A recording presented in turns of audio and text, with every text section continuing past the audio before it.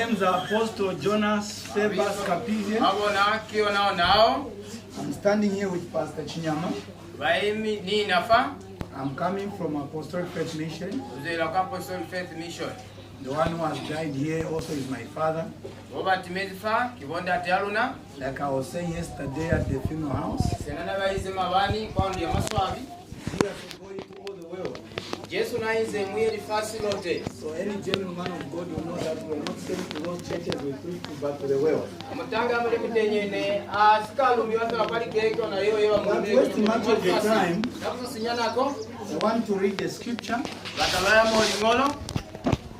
You have got iPhones. I'm sure you have inserted the Bibles there. You can please go there because I don't want you to say no, he was speaking from his own mind.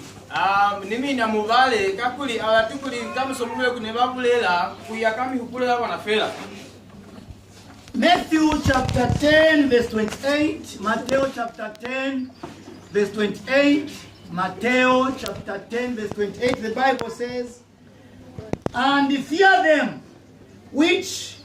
and fear not them which kill the body, but are not able to kill the soul, but rather fear him which is able to destroy both the soul and the body